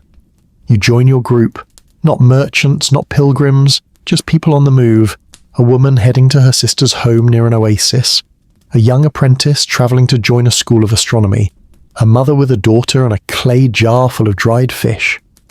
You walk in silence at first. The road demands it. By mid-morning, the air has thickened. The sun is now heavy on your neck. Your sandals slap against the dirt with a quiet rhythm. There's no shade except for the odd jagged rock or the belly of a moving animal. And that's when the first food comes out. Travel cheese. Hard as a coin, nearly tasteless, but dense with life. Made by pressing goat curds into discs, drying them on roof tiles, then dusting with ground thyme and wrapping in waxed linen. You pull one out, bite slowly. It cracks, then softens with the heat of your mouth. The flavour is faint, salty, a little sour, and herby, but it fills you. Your body responds before your mind does, energy rising from somewhere deep in your belly. The salt hits your blood. Your feet find rhythm again. Beside you, the young girl eats sun-dried dates pressed into a ball with sesame and a trace of carob. Her fingers are sticky. She offers you one. You nod, take it. The sweetness is almost aggressive after the cheese, but welcome. It breaks the monotony, tastes like a story waiting to be told. At noon, the group rests beneath the smallest grove of tamarisk trees you've ever seen. Only 3, but they cast enough shadow for knees to unbend, for backs to stretch. Water skins are passed around, but most save theirs. Instead, they sip vinegar wine. Yours is strong, sharp. It curls into your nose before it even touches your tongue. made from barley beer left too long in the sun, then mixed with pomegranate rind, a pinch of salt, and sometimes a slice of fig to soften the blow, is not for pleasure, is for the body. It keeps thirst back, keeps the stomach calm. You sip, your lips pucker, your chest warms. A boy unwraps a parcel of pickled turnip slices, pink from beetroot dye, smelling like sour spice. He eats with a flat reed spatula, licking the vinegar from his lips after each bite. You trade a bit of your cheese for a few slices. It stings your tongue, then cleans it. A woman passes around dried coriander flatbread, baked hard on stone slabs until it snaps like bark. Not soft, but you chew. You eat slowly. You feel awake. Then the journey resumes. The road grows harsher. The wind is dry enough to chap lips, raise dust, coat the teeth. But no one complains. You chew a bit of tamarind bark soaked in water and mixed with dried hibiscus petals, a desert remedy for thirst. It sticks between your teeth but leaves a trail of sour and floral in your throat. By late afternoon the sun lowers. A traveller shares a treat kept in a clay pot, sealed with fig paste. Vinegar-cooked lentils with garlic, packed in animal fat and eaten cold. You eat with your fingers. It tastes like memory. Savoury, soft, faintly tangy, like someone made it not for now, but for when the heart was tired. The caravan slows. You make camp by a dry riverbed, the stones still warm from sunlight. A fire is started with dry reeds and goat dung. Someone boils water mixed with dried onion skins and leftover meat scraps. Barely a broth, but rich to the nose. You sit. You watch. You open your pack and find a final treasure. Dried fish skin, salted and curled like parchment. You chew it slowly. It crackles, resists, then surrenders to your teeth. A punch of umami, a flash of the Nile even here in the dust. A traveller offers you dried cucumber chips, soaked in vinegar before drying, now brittle and sour as lemon. You trade your fish skin for two. You eat. You nod. They smile. And that's the way of caravan meals. No table, no presentation. Just necessity turned into ritual, sharing, trading, chewing in rhythm with the march of feet and the hum of hot air. You lie back that night beneath a wool blanket. The wind finally easing, stars like chalk dust smeared across the sky. Your belly is not full, but it is calm. Your lips are dry, but they remember vinegar and fig. And your breath? It's steady, earth-scented, tied to a world where food is not indulgence, but endurance. Tomorrow will bring more dust, more cracked bread, more sour wine. But tonight, you sleep. And next, when your eyes open, you'll be waking to a very different scene. One of ritual again. But this time, we return to the city, to a courtyard filled with boiling pots and potsherds covered in script, to a scribe's house, where medicine, food and scrolls blur into one. The kitchen of the physician. Shall I take you there? I stayed through the dusk. The old physician's house never grew loud, even when the city beyond the walls started to wake for the night. I could hear it faintly now. Hooves clacking along stone alleys, women calling children in from rooftops, the rattle of shutters being drawn closed. But inside that kitchen of roots and scrolls, the world remained wrapped in steam and rhythm. Serapu had lit a second lamp, its small flame bouncing softly off the copper of his simmering pots. He worked slowly, always in circles, the way he stirred, the way he crushed herbs, the way he walked from the shelf to the fire. All round, smooth motions, like the orbit of something very old. He was writing something, not on papyrus this time, but into warm lentil paste, his finger dragging letters through the thick mash like a scribe writing in sand. Each loop, each stroke pulled a breath from him. He wasn't looking at me anymore. I don't think he'd remembered I was still there. But that was fine. I was part of the room now, part of the breath. He whispered an ingredient as he crushed it. Leek bulb, dried in spring, buried for 90 days, mixed with mustard ash. He folded it into a clay jar filled with pickled garlic. The scent was sharp. So sharp it cleared my sinuses with just one whiff. But beneath the sharpness, something round bloomed. A sweetness like roasted root. Like old honey soaked into a clay roof after the rain. He smiled again. The quiet kind of smile. "Not all bitterness is bad," he said. He handed me a small loaf, not like any bread I'd eaten before. It was round and soft, almost wet, and had been wrapped in warm linen to keep it tender. I tore it open. Steam unfurled like smoke. Inside it had been stuffed with crushed lentils, thyme, and a thick, salty paste made from stewed pigeon liver and pomegranate skin. I took a bite. It was strong, but the warmth went straight to the chest, like balm, like reassurance. I closed my eyes and chewed slowly. The physician began packing small jars. He labelled each with red ink and tied them in cloth. "Some for the scribes," he muttered. "Some for the midwife. One for the boy who sees colours in the dark." He wasn't giving out cures. He was giving out stories. Recipes passed hand to hand like spells. Meals that remembered what the body had forgotten. He placed a bowl in my lap, and in it something like porridge, but looser, more fragrant. Lentils again, but thinned with barley water and swirled with coriander root and the rind of a dried fig. The kind of thing a mother might serve to a child half asleep from fever, when no voice could wake him. I held the bowl close, letting the steam rise against my face. It smelled like dreams pulled from warm stone. I didn't rush. Every bite was slow. The fig left a trace on the tongue. The lentils melted. The broth curled softly down the throat and into my chest. By the time the bowl was empty, the fire had burned low. The physician packed the last jar. He dipped a small brush in water and wrote a word on the side of the pot. Rest. No one spoke. I stood, my legs heavy, my eyelids heavier. He opened the door for me, and the night air kissed my face like a cool cloth. The city was dark now, lit only by distant oil lamps and the occasional orange flicker of a torch bobbing down a winding lane. But I didn't mind the walk.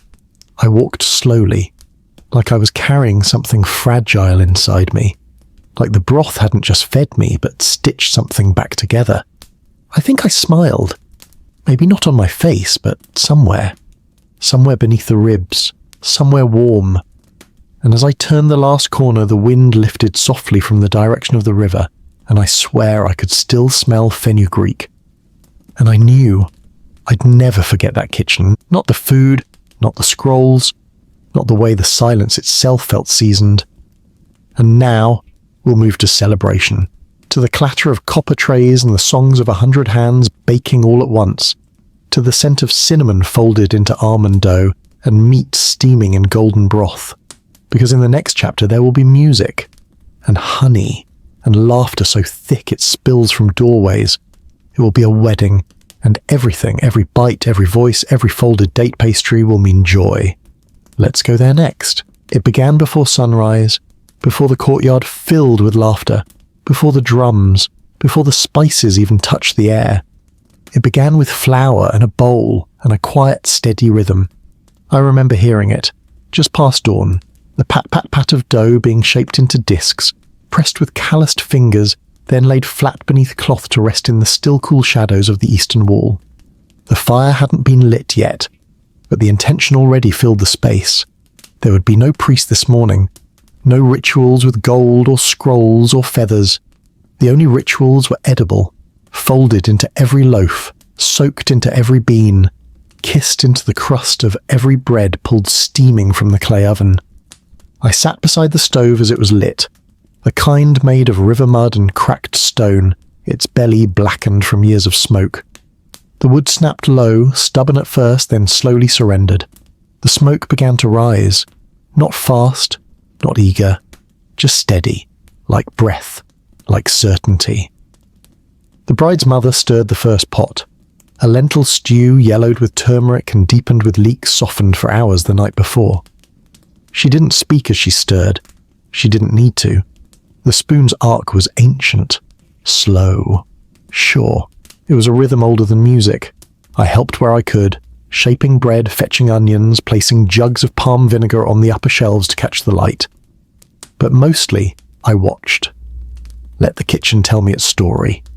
The smells came in waves, first cumin, then garlic, then roasted sesame, then a sweetness I couldn't name until I saw it. figs simmering in wine, being reduced into a syrup meant to glaze the flatbread rounds once they browned. And oh, the breads! They puffed and collapsed like old lungs, rising just enough before surrendering their breath.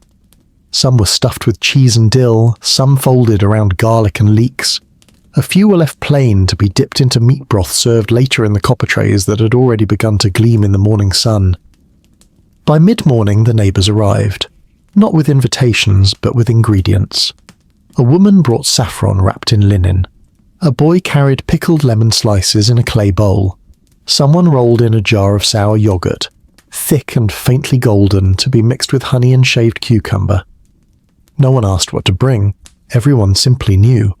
The wedding wouldn't begin until dusk, but the meal, the heart of the day, had already begun.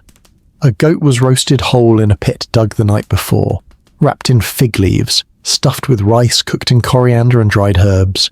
It would not be turned or basted. It would sleep in the fire, low and slow, until the earth itself gave it back. While it cooked, the sweets were made. Hands dusted with flour folded almond paste into date dough, pinched the edges into tiny spirals, and tucked them beneath damp cloth. Girls dipped pieces of roasted sesame into melted carob. Boys twisted strips of bread into ropes, which would be fried in oil until they crackled, then dipped in syrup until they gleamed like bronze snakes. And still the kitchen did not stop. The bride appeared only once, just after noon. Her hands were painted with henna, and she moved softly, like someone walking through a dream. She kissed her mother's cheek, smelled the lentils, smiled, then vanished again behind linen curtains. The food, I realized, was the real procession. The dishes carried meaning, the lentils for patience, the garlic for strength, the sweet for balance, the vinegar for memory, the bread for union, 2 hands pressing one shape into permanence. When the sun dipped below the neighbour's roof, the courtyard lit from within. Lamps, firelight, orange, gold, red, as if the food itself had caught flame and decided to glow from the inside out. And then the trays came out. No one waited for a signal. There were no announcements, just the creak of wood, the clatter of ladles, the sudden hush of mouths too full to speak. Stews were spooned onto bread, yogurt swirled into warm rice, cheese melted into pickled lemon, spoons clinked, fingers pinched, laughter filled the corners, and still, the bread kept coming. I sat near the oven, a plate on my lap. The goat had been unearthed, its skin crisp, its scent deep and familiar. I tasted it, chewed slowly. It was not tender like palace meat. It was stronger. It told you it had walked, it had lived, and now it rested here. The fig glaze was served warm. I tore a piece of flatbread, dipped it slowly, and let it sit on my tongue before biting. It tasted like dusk, like stories, like love that had been tested. There were no leftovers, only quiet, and the warmth of bodies sitting close. Later they sang, soft songs, hand drums joined. Someone clapped in time with the bread oven's cracking crust. And the fire, it never slept. Even after the last bowl was scraped clean, even after the bride and groom had disappeared into a tent stitched with old prayers, even after the guests had leaned back and sighed and watched the stars climb over the rooftops. The fire stayed, glowing low, as if to say, we are not done eating, not yet, maybe not ever, because in Egypt joy is edible, and a wedding is not a moment, it is a feast that lingers in the breath of those who tasted it.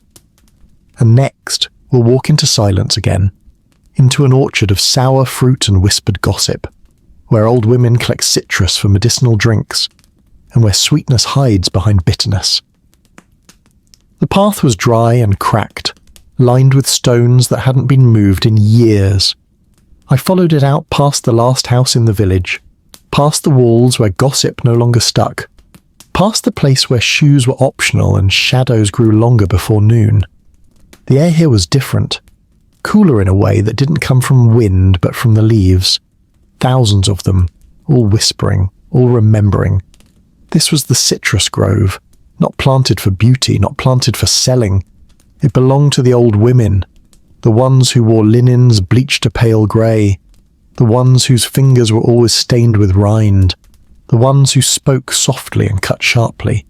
They called it the orchard of bitterness, though everyone knew it was more generous than that. The trees weren't tall, just high enough to shade, just wide enough to lean against. The branches hung low with weight, not of gold, not of fruit easily loved, but of things sharp and necessary. Lemons, green and firm, bitter oranges with skin like wrinkled clay, citron pods knobbly and split, their pith thick as memory. Nothing here was for sweetness. I was handed a basket by a woman named Tiaret, who smelled faintly of vinegar and crushed bay leaf. She didn't say anything, just nodded toward a tree and turned back to her own harvest. I followed her lead. The fruit didn't come easily. Some clung stubbornly. Others dropped into my palm like they'd been waiting. I gathered what I could, breathing in the oil that sprayed from every snapped stem.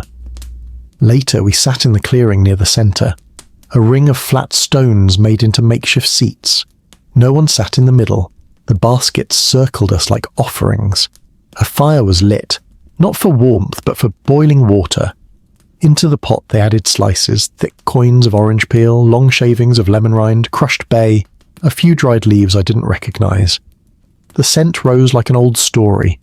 One woman poured in date vinegar, another added a spoonful of crushed fig. Someone else stirred slowly with a branch stripped smooth by time. We drank in silence. The liquid was warm, not sweet, not even pleasant at first. It made my mouth water and my eyes blink. But after a moment, it settled in the chest. It felt like being braced, like someone holding your shoulders and telling you the truth. Thierry passed me a small roll of cloth. Inside were dried lemon slices dusted with salt and ground thyme. "For the road," she said, "for the days when sweetness is too much." I chewed one slowly. It puckered my mouth. I kept going. Around us, the women packed up. No one rushed. The air smelled like rind and ash and something else, like old tea left cooling on a window ledge. I watched them tie their baskets shut, watched them walk away one by one into the afternoon sun. I stayed until the coals greyed, until the last curl of steam disappeared, until I forgot I was waiting for anything else. And the bitterness stayed with me, not as pain, but as clarity, a reminder that not every flavour has to be easy to be remembered, that some things wake you up better than sleep ever could. The grinding began before light touched the fields, not loudly, just enough to let the house know the day had started. The sound of stone against stone, slow and rhythmic, like the turning of old thoughts. One hand pushing, the other steadying. A circle that never truly ended. I was already awake when I heard it. Lying still beneath a linen sheet, eyes half open, the scent of yesterday's ashes still clinging to my sleeves. The air was cool, touched by the promise of rising dough. Somewhere nearby a goat coughed. A pot creaked. I rose without a word and walked toward the sound. Past a row of hanging garlic, past the pot of soaking lentils, past the sleeping child curled beside a basket of folded clothes. And there she was, Ninette, the millkeeper's wife, bent over the round, flat stones, grinding Emma wheat into fine powder, her feet tucked beneath her, her sleeves rolled, her hair tied with a strip of reed cloth. She didn't look up, just nodded. I sat across from her and watched. The stones turned like memory, slow, patient, unhurried. The flour fell into a shallow wooden basin, pale, light, a dusting of time itself. She added salt, a measured pinch, then a trickle of oil, then water, not poured but ladled, warm, whispering. She kneaded it by feel. No spoons, no measurements, just the weight of the hands and the memory of how long it should take. She pressed, folded, waited, pressed, folded, waited again. The dough came together slowly, like a secret returning after years away. She set it aside beneath cloth, near the hearth. Let it rest, let it breathe. We didn't speak, we didn't need to. She moved to the second batch, this one darker, mixed with mashed dates and sesame, a bread for afternoon, a bread that remembered sweetness. The fire was lit in the round oven outside. The mouth glowed faintly red, the air filled with the first breath of toasted grain, of smoke curling through oil, of something almost holy. She pressed the dough flat and slapped it against the side of the oven wall. It stuck with a soft hiss, bubbled, blistered, then peeled away, golden at the edges, marked with fire's signature. She handed me the first piece, warm, folded. I tore it without thinking, steam unfurled like a ribbon. I ate slowly. It needed nothing. No dip, no spread. The salt was enough. The flour told its own story. She made more, one after another. The rhythm held. The fire cracked softly, sending up sparks like fireflies. Outside, the sun climbed, but inside, everything stayed the same. The bread came in waves, some plain, some filled with lentil paste, some rolled around crushed chickpeas with mint and a whisper of cumin, each one different, each one right. I helped carry them to the baskets, lined with cloth, tied with twine, stacked beside the doorway, some for neighbours, some for travellers, some to be left at the small altar for the ancestors who still visited in dreams. Later I lay back on the woven mat, full but not heavy. The bread sat soft in my belly, like something remembered, not consumed. I could still hear the stone turning, still feel the warmth of the fire beneath my hands, and I thought, this is how the world is held together. Not by kings, not by scribes, but by bread. The kind that waits for no ceremony, the kind that feeds without applause, the kind that always returns. It was late in the season when the figs began to fall, not plucked, not gathered, just released, softly, without fuss, without sound. One by one they dropped from the trees lining the temple garden, landing in the dust with a hushed weight like a sigh. No wind prompted them, no hand reached, they simply let go.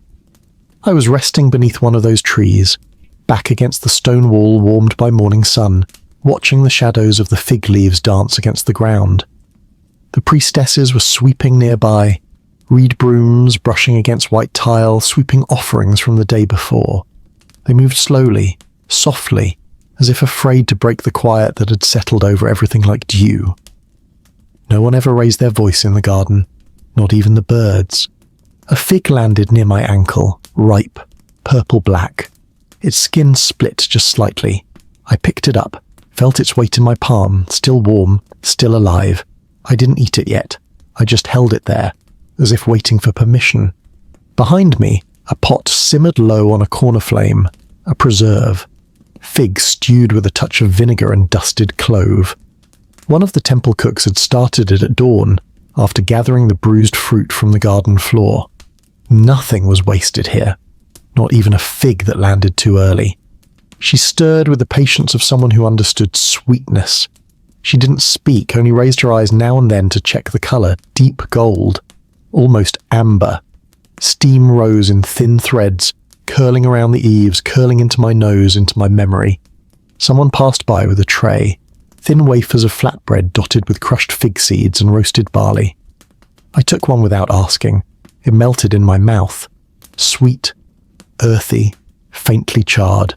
It tasted like patience, like the end of something that never fully announced its beginning.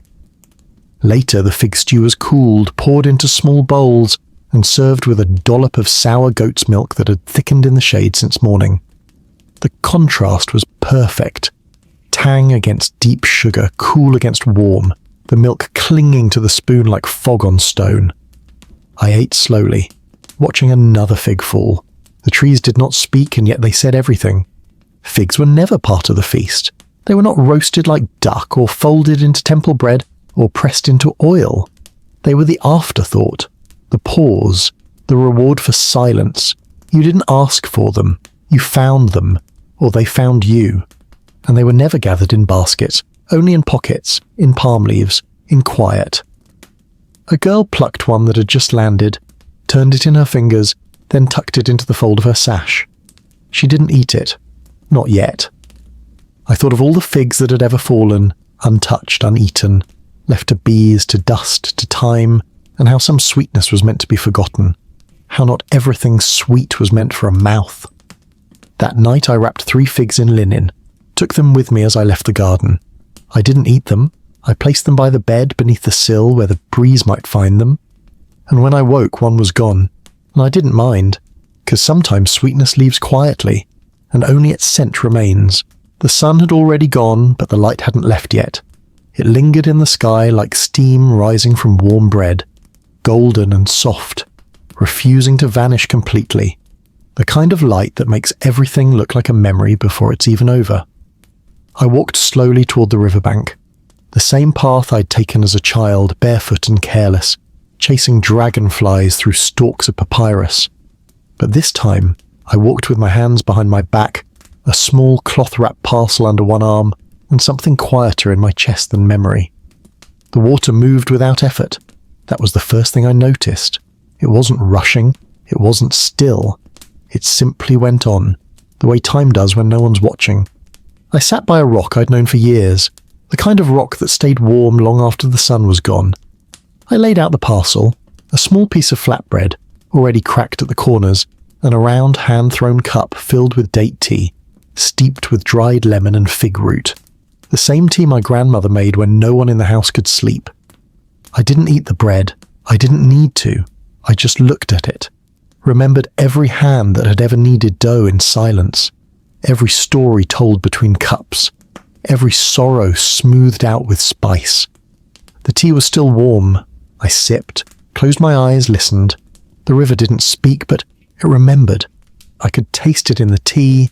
I tasted lentils stirred in early morning kitchens, meat roasted under hot sand, goat cheese buried in leaves, caravans that carried vinegar and onion and hope. I tasted weddings, funerals, fields full of barley and prayers. I tasted oil slicked over the heads of children who were still too young to know what it meant to be blessed. And in the distance, behind all of that, I tasted time, unfolding like steam from a cracked fig. A soft wind rose, carried the scent of clay and salt and the last breath of sun. I smiled, not with my mouth, just with the part of me that had been fed enough. Then I did what every elder before me had done when the story was finished. I poured the last of the tea into the earth. A thank you, a goodbye, a promise to come back only as a breeze through wheat. I pressed the bread flat with my palm, wrapped it again, and left it beneath the stone. For the river, for the stars, for whoever was hungry next. And as I stood, the moon climbed. And the Nile, ancient and unworried, kept flowing past me like an old lullaby sung just once more before sleep. I walked away without looking back, because everything I needed had already been tasted, and everything I loved still lingered on my tongue forever. If you've made it here, then perhaps your breath has slowed, your eyelids are heavier, and your mind, that busy, restless mind, is finally quiet. We've travelled together through smoky kitchens and whispering groves, along desert roads where vinegar wine and dust were shared like secrets, into gardens where figs fell without asking, through the quiet rhythm of grinding stones and the sacred laughter of wedding fires. And now, we've sipped the final cup by the Nile. We've tasted not just food, but memory, not just spice, but silence. May these echoes stay with you, like warm bread in your hands, or the smell of cumin clinging to a clay wall after the fire's gone cold. If this long, sleepy journey helped you drift, just a little deeper into rest, and if it feels right, tap that like, maybe subscribe. Only if your heart is still awake enough to feel it, and if you're already dreaming. Let me just say, thank you for sharing the night. Sweet dreams. This was why you wouldn't last a day in ancient Egypt. And maybe now you know that you didn't have to.